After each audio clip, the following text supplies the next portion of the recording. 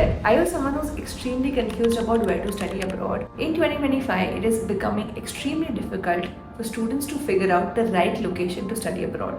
Traditionally, Indian and international students would either go to the US or the UK to study abroad, but with all that's happening in those countries, it has left international students extremely confused. And that's exactly why it's very important for you to explore different countries and to figure out what is the right fit for you.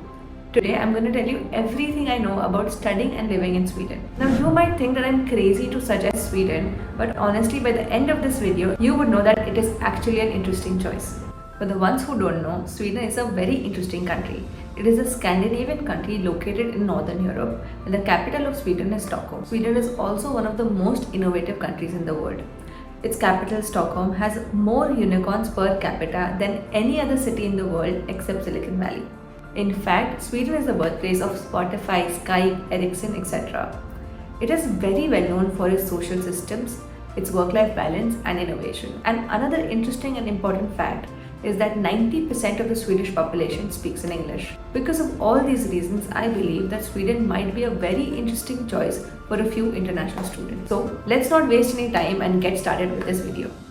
In this video, I'm going to tell you everything that I know about Sweden, and we are going to look at each and every factor that a study abroad candidate should look at before choosing the right study abroad destination. So the first factor to consider is the post-study work visa.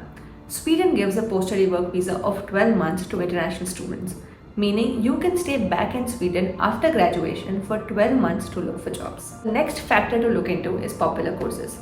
Now, like I already mentioned, Sweden is one of the most innovative countries in the world, and that's why a lot of international students go to Sweden to study courses related to engineering and technology, business and management, life sciences and medicine, specifically biomedicine and public health. Now, the next obvious question is, does Sweden actually have good universities to pursue these courses? My answer would be yes. Sweden has few of the world's best universities and business schools. For example, KTH, Royal Institute of Technology.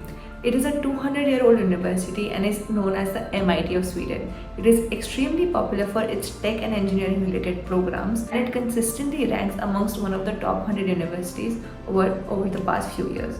The other one would be Stockholm School of Economics. It is a 100-year-old private business school, and it is extremely popular for its business and management programs across Europe.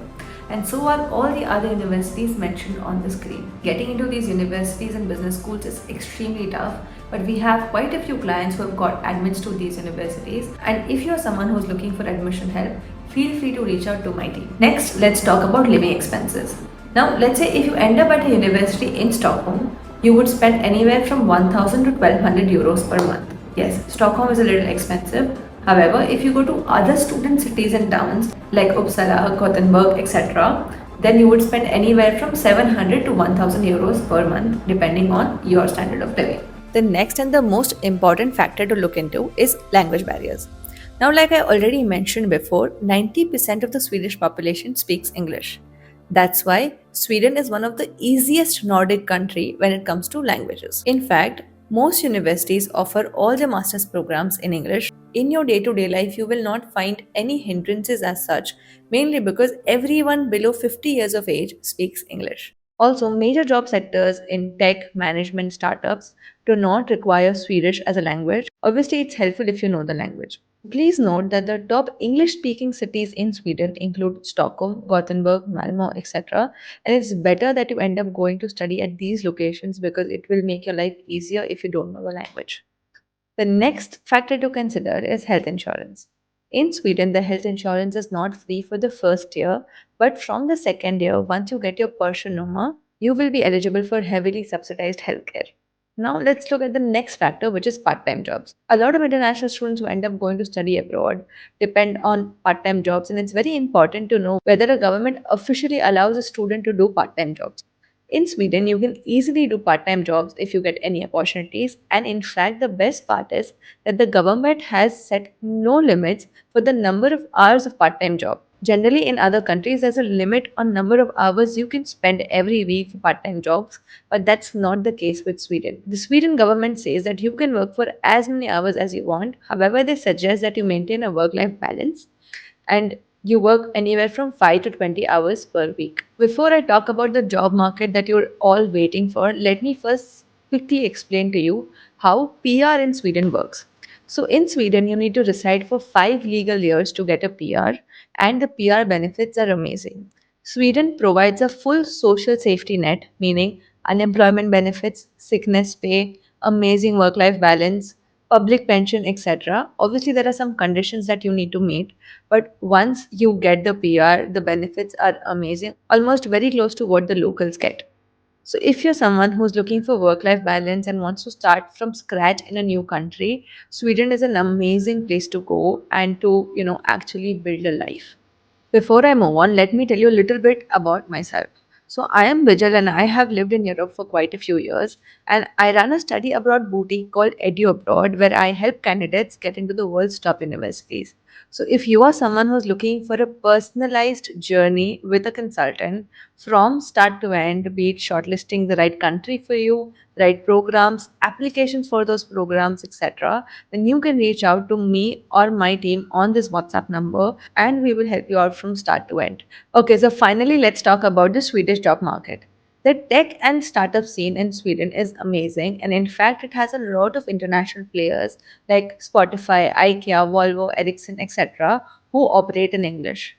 Also, like I mentioned before, the cities like Stockholm, Malmo, Gothenburg, all of these have very low language barriers. In professional settings in these cities, English is widely used. All of this is general information, but what we did is we dig deeper and did a little more research. We looked into the official labor market reports from the Swedish government and we found out about these jobs in their shortage occupation list. But before I talk about these jobs, let me first explain what shortage occupation is. Shortage occupation is a type of job where there are not enough locals in the country to do a particular job, and the government is open to hiring internationals for those jobs, which obviously is extremely beneficial for all the international students. So let's look into all the jobs that are available for internationals in the Sweden job market. For simplicity, I have divided this list into four major sectors: engineering, business and management, IT and digital, healthcare and education. In engineering, they're looking for chemical, electrical, structural engineers. In business and management, they're looking for more experienced individuals like project managers, senior consultants, etc.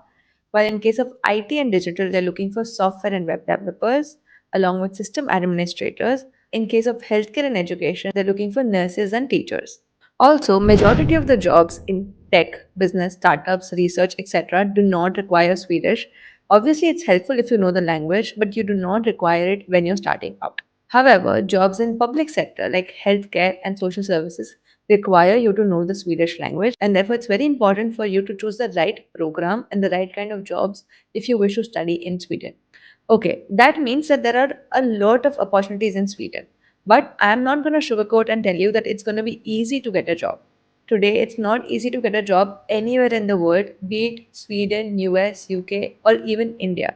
However, if you do all the things right, if you end up going to a top university, if you do internships and gain some international experience there, if you go with some experience in one of these domains that I explained about, and finally, if you learn Swedish, a little bit of Swedish just for social interaction and cultural integration, then definitely you have a very high chances of getting a good job in Sweden.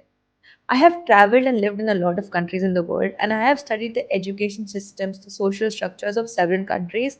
And trust me, I personally love Sweden for several reasons. It is consistently ranked as one of the top 10 happiest countries in the world. It has an amazing social structure and social welfare system for its citizens. So, if you do end up going there, you'll also benefit from that, right? Sweden is a hub for innovation and technology. In fact, it's a pioneer in green innovation, renewables, sustainability, etc. It is one of the most safest and gender equal countries in the world. It has amazing family benefits if you plan to settle there, and it has amazing universities for you to study at. So, if you are someone who's looking at Sweden or any other country to study abroad, feel free to reach out to my team. I'm not saying that Sweden is the perfect country to study in the world. It may or may not be the right fit for you. It all depends on what your personal goals are and what exactly you want from your study abroad journey. If you're confused in this process, feel free to reach out to my team on this WhatsApp number or feel free to check out my website. We help candidates get into the world's best universities across the world. So Reach out to us and feel free to ask your questions in the comment section. I hope this video was helpful, and I'm going to come up with a few more videos on Finland, Denmark, and other interesting study abroad countries. So make sure to subscribe to my channel and don't forget to like this video.